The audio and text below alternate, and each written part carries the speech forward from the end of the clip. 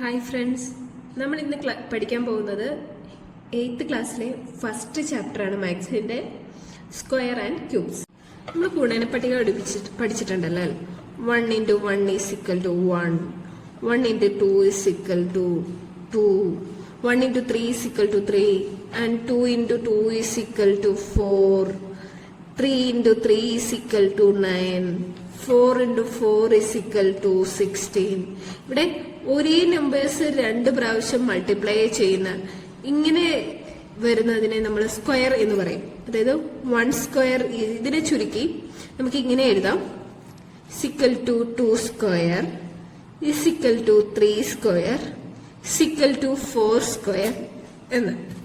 പിന്നെ for example, നമ്മൾ square എന്ന് പറയുമ്പോൾ ഒരു ചതുരം എന്ന് പറയാറില്ലേ? ആ ചതുരത്തിന്റെ പ്രത്യേകത എന്താണ്?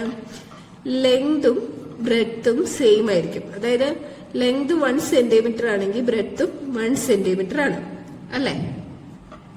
അപ്പൊ ഇതാണ് ഒരു സ്ക്വയർ. 1 into 1 ഏരിയ എന്ന് പറയുന്നത് 1 into 1. ഇതിന്റെ സ്ക്വയർ എന്ന് പറയുന്നത് 1 തന്നെയായിരിക്കും.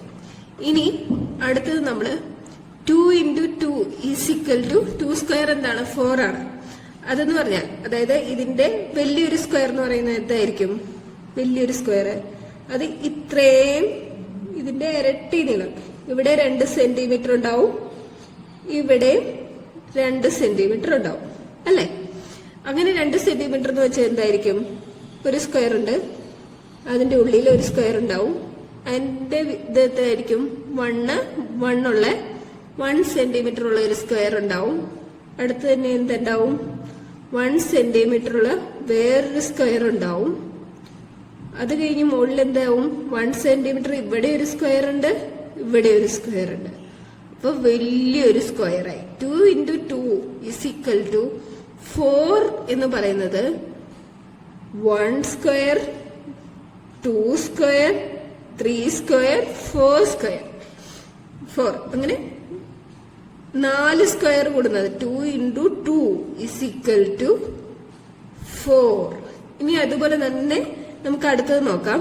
ഇതിന്റെ ഇരട്ടി എന്ന് പറയുന്നത് എന്തായിരിക്കും? ഇത്രയും വലിയ സ്ക്വയർ ആയിരിക്കും, അല്ലെ? അതെന്ന് പറയുന്നത് എന്തായിരിക്കും? ഇങ്ങനെ 1 സെന്റിമീറ്ററിലുള്ള ഒരു സ്ക്വയർ ഉണ്ടാവും, അല്ലെ? ഇത് ഇത്രയുള്ള, ഇതിന്റെ നീളം 3 ആയിരിക്കും, ഇവിടെയും 3 ആയിരിക്കും, അല്ലെ? അപ്പൊ ഇവിടെ 3 ഉണ്ടാവും, ഇവിടെ ഇങ്ങനെ വന്നിട്ട് വീണ്ടും ഒരു 3 ഉണ്ടാവും, വീണ്ടും ഒരു 3 ഉണ്ടാവും. അപ്പൊ ഇതിനകത്ത് ശരിക്കും 1 സെന്റിമീറ്റർ നീളവും 1 സെന്റിമീറ്ററും വീതിയുമുള്ള എത്ര ഉണ്ടാവും?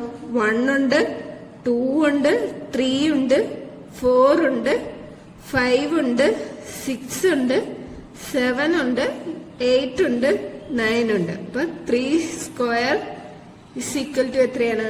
9 ആണ്. മനസ്സിലായോ? ഇനി ഇതിനെ വീണ്ടും ഡീറ്റെയിൽഡ് കാണിക്കുവാണെങ്കിൽ, ഞാൻ ഫസ്റ്റത്തെ സ്ക്വയർ ആണ്. 1 സ്ക്വയർ ഇസ് ഈക്വൽ ടു 1. ഇനി രണ്ടാമത്തെ സ്ക്വയർ എടുത്ത് നോക്കിക്കേ. 1 ഇത് ഓൾറെഡി കളഞ്ഞു. പ്ലസ് 1, 2, 3. 1 പ്ലസ് 3 ആണ് 2 സ്ക്വയർ, അല്ലെ? 1 പ്ലസ് 1, 2, 3 ഇത്രയും കൂടുന്നതാണ് 2 സ്ക്വയർ എന്ന് പറയാം. Equal to 4. ഇനി ഇതും കളഞ്ഞു. 1 പ്ലസ് 3 പ്ലസ് 1, 2, 3, 4, 5 നോക്ക്. ഇനി വീണ്ടും അടുത്തത് 5 1 സ്ക്വയറുകളുണ്ട്, അല്ലെ? 5 സ്ക്വയർസിലെ ചതുരങ്ങള് ഇക്വൽ ടു എന്ത് വരുന്നത്? 3 സ്ക്വയർ ഈസ് ഈക്വൽ ടു 9 എന്ന് വരുന്നത്. ഇതിൽ നിങ്ങൾക്ക് എന്ത് മനസ്സിലായി? ഈ നമ്പേഴ്സിന്റെ പ്രത്യേകത എന്താ? ഇതെല്ലാം ഓഡ് നമ്പേഴ്സ് ആണ്. 1 plus 3 plus 5 is equal to 9. അതായത് നമ്മളുടെ ഈ പെർഫെക്റ്റ് സ്ക്വയറിലെ 1 സ്ക്വയർ എന്ന് പറയുന്നത് ഒരു പെർഫെക്റ്റ് സ്ക്വയർ ആണ്, 2 സ്ക്വയർ എന്ന് പറയുന്നത് ഒരു പെർഫെക്റ്റ് സ്ക്വയർ ആണ്, 3 സ്ക്വയർ എന്ന് പറയുന്നത് ഒരു പെർഫെക്റ്റ് സ്ക്വയർ ആണ്. ഇതെല്ലാത്തിന്റെ പ്രത്യേകത എന്താ?